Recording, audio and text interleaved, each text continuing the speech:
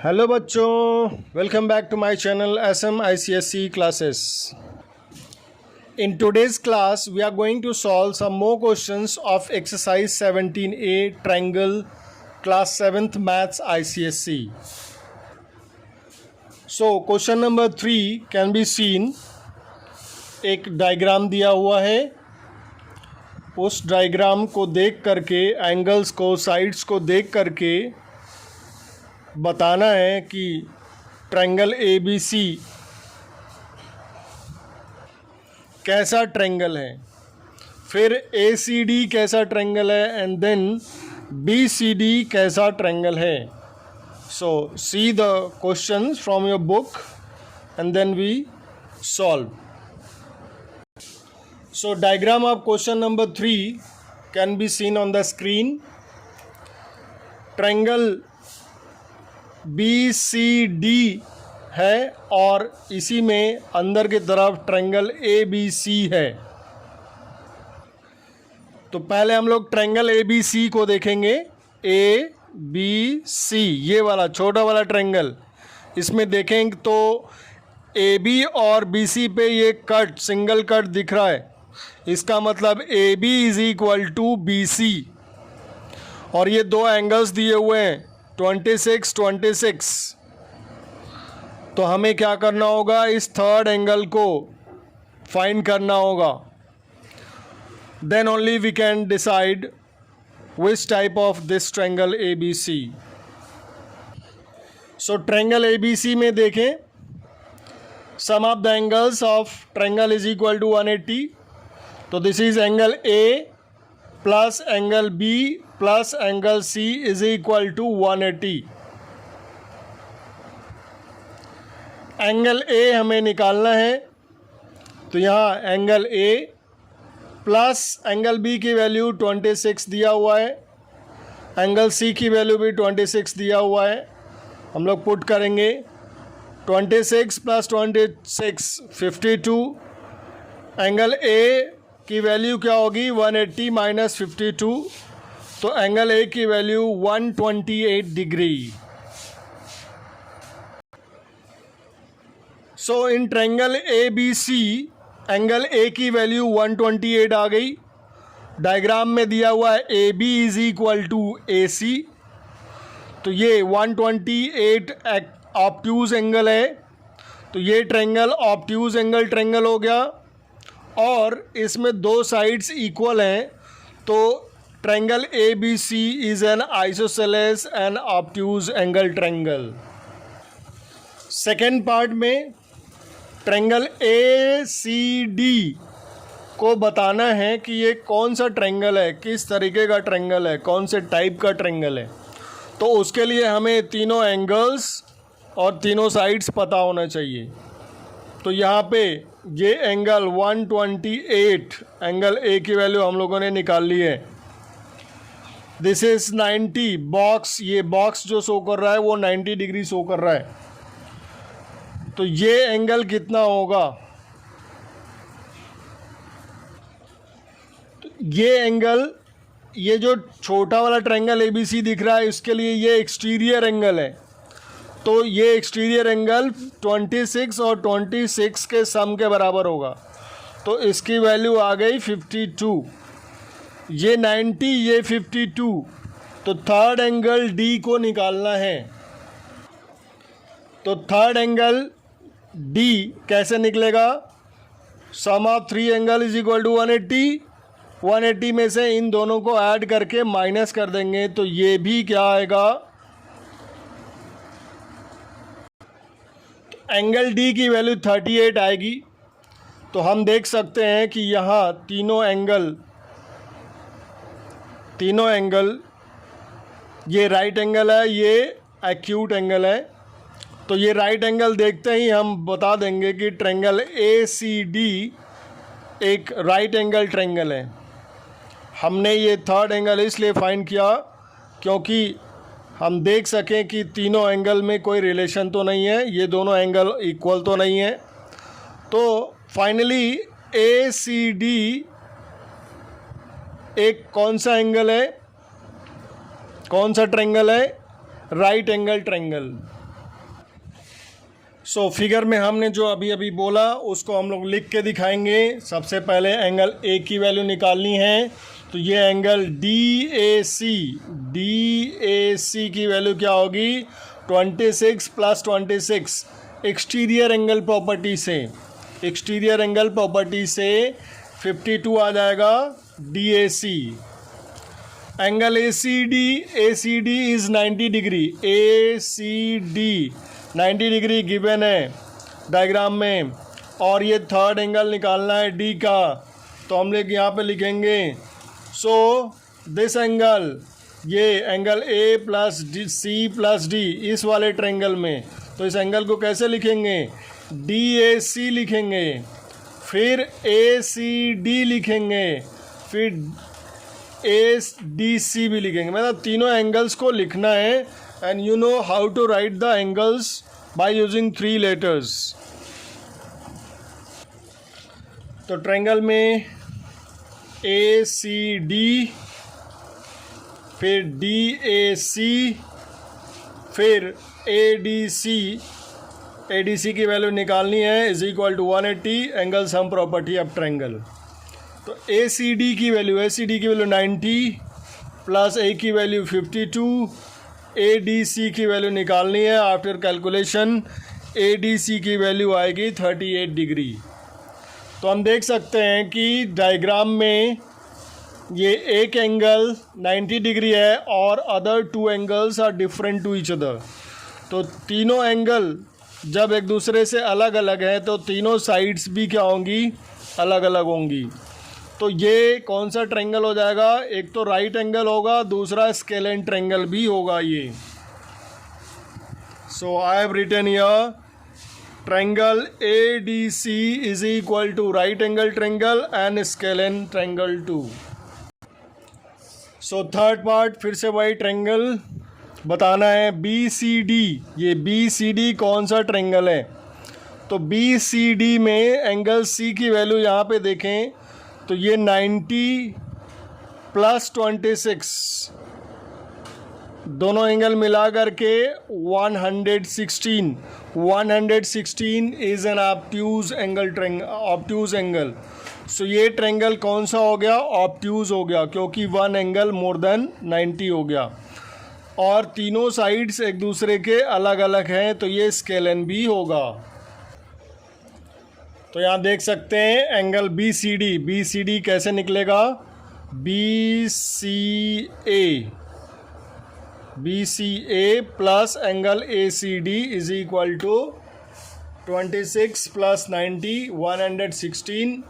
सो angle B C D obtuse angle triangle हो गया और इसके तीनों साइड्स अलग अलग हैं। देखने में ही लग रहा है ये छोटा, ये बड़ा और ये सबसे बड़ा और ये मिडिल वाला। सो अलग अलग एंगल्स भी हैं, इसके वजह से साइड्स भी क्या होंगे अलग अलग होंगे। तो ये स्केलेन ट्रायंगल हो गया, स्केलेन और ऑब्ट्यूज दोनों। नाउ क्वेश्चन नंबर 4 में बताना है कि ट्रायंगल पॉसिबल होगा कि नहीं। पहला आइसोसेलेस राइट एंगल, दूसरा equiangular obtuse, third scalene right, equilateral acute, scalene equiangular and isosceles acute. So let's see question number 4 first part में देखें। पूछ रहा है कि isosceles right angle triangle possible है कि नहीं। तो हमने डिफिनीशन में पढ़ा था आइसोसेलेस राइट एंगल ट्रायंगल ऐसा राइट एंगल ट्रायंगल जिसमें 2 साइड्स इक्वल हों, और वो दोनों साइड्स कौन कौन होंगे, एक परपेंडिकुलर और एक बेस। ये दोनों साइड जो 90 डिग्री बनाते हैं वो दोनों इक्वल होंगे, तो ये आइसोसेलेस भी हो जाएगा और राइट एंगल ऑलरेडी है। थर्ड साइड हाइपोटेनियस इक्वल नहीं होता, हमेशा परपेंडिकुलर और बेस ही इक्वल होता है। So yes it is possible, isosceles right angle triangle is possible. Second part में कह रहा है equi angular obtuse not possible. Equi angular का मतलब होता है इक्वल एंगल्स, ट्रायंगल्स के तीनों एंगल इक्वल होने चाहिए। तो इक्वल तभी होगा जब ये 60 60 60 होगा। ये 60 60 क्या होता है? एक्यूट होता है। लेकिन कहा जा रहा है इक्वी एंगुलर ऑब्ट्यूज। ऑब्ट्यूज ऐसा कोई मोर देन 90 अगर मान लो 100 लेंगे तो 100 100 100 तीनों 300 हो जाएगा, तो ट्रायंगल पॉसिबल नहीं होगा। 95 डिग्री भी लेंगे तो 95 95 95 ये भी क्या हो जाएगा? 180 से ज़्यादा हो जाएगा। तो acute angular obtuse is not possible. Third part, right angle triangle में 3 साइड्स होते हैं, 2 साइड्स मिल करके 90 डिग्री बनाते हैं। सबसे बड़ी साइड को हाइपोटेनियस कहते हैं, एक परपेंडिकुलर और बेस होता है। तो यहाँ पे ये 3 है, ये 4 है और ये 5 है। 3 4 5 ये राइट एंगल ट्रायंगल के साइड्स हैं। तो एक तो ये तीनों साइड्स अलग अलग हैं, इसलिए इसको स्केलेन कहेंगे। और 90 डिग्री बन रहा है, इसलिए आइसोसेलेस स्केलेन कहेंगे। तीनों साइड्स क्या हैं? अलग अलग हैं, तो इसको स्केलेन कहेंगे। और 90 डिग्री बना रहा है, तो ये स्केलेन राइट एंगल ट्रायंगल हो गया।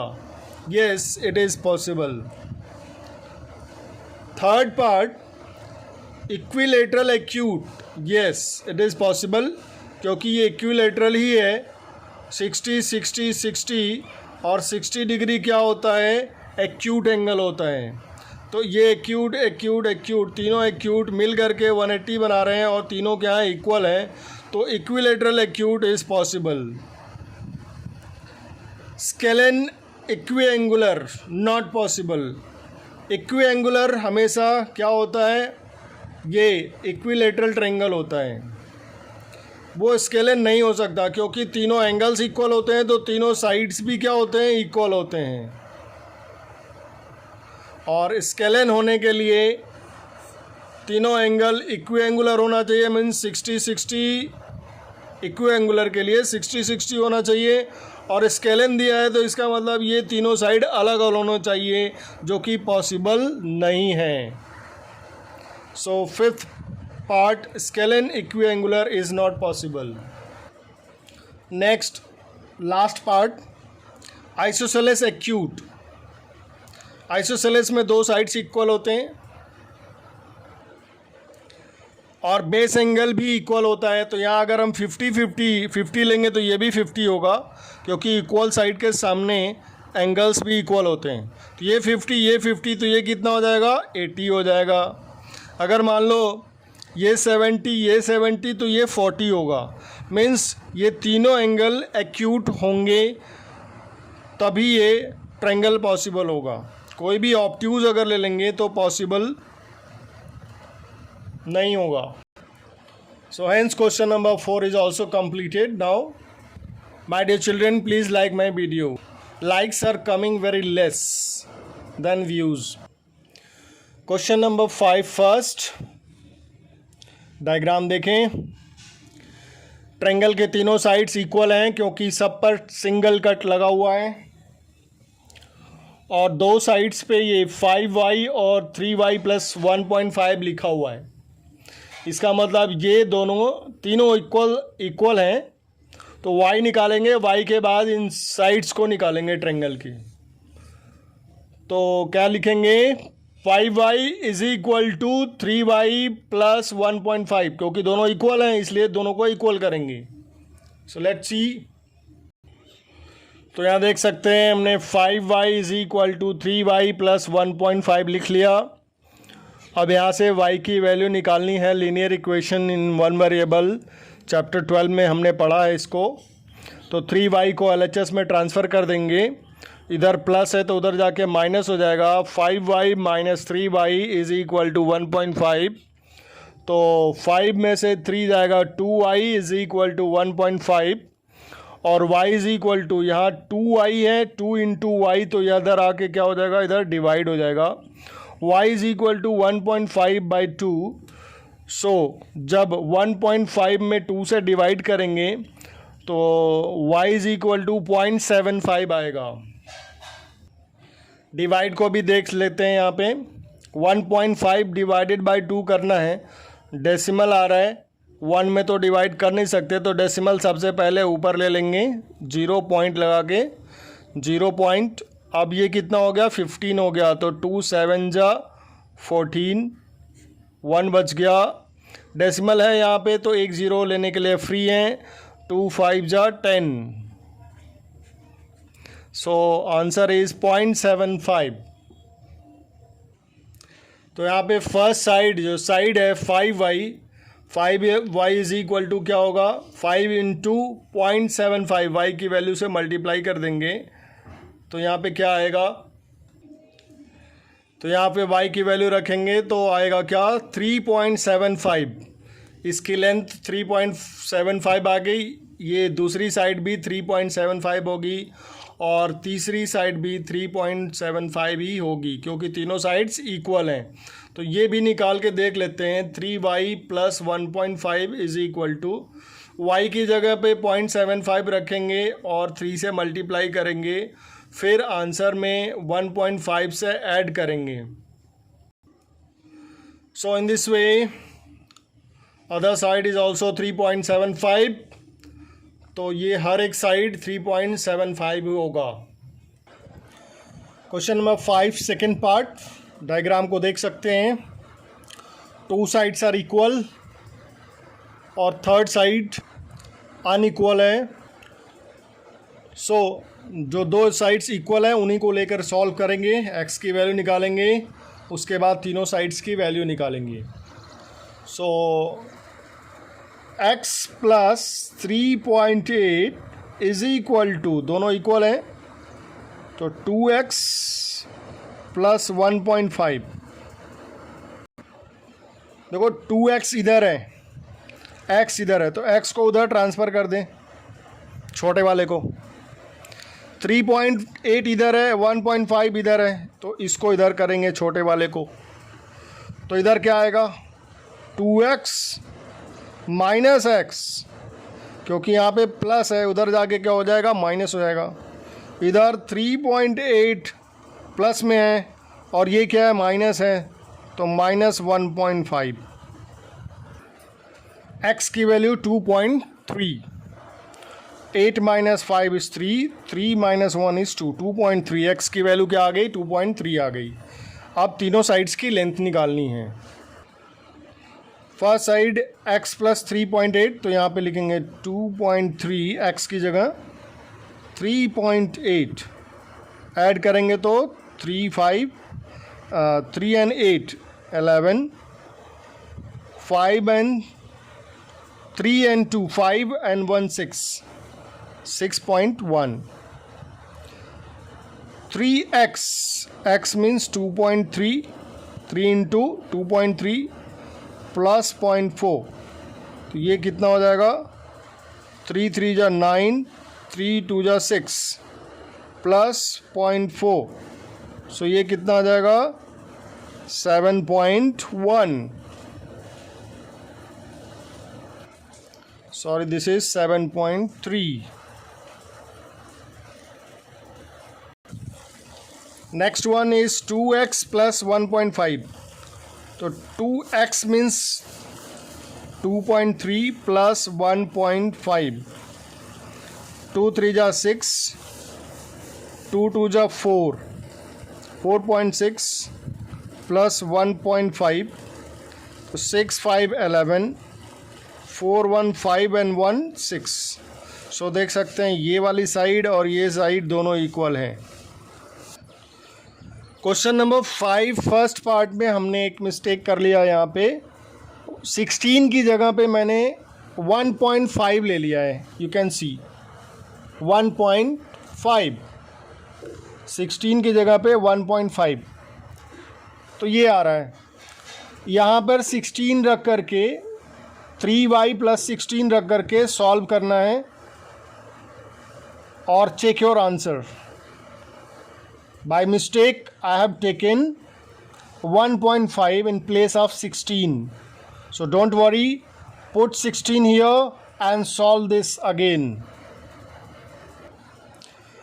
Question number 6th and 7th we have done in previous video.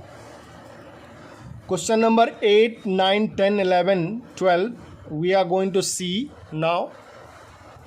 Question number 8 क्या है? 7 हमने कर लिया था. One of the angle of a triangle is 50. Triangle के एक एंगल की वैल्यू कितनी है? 50 है. And other two angles are in ratio 6:7. Find the angles.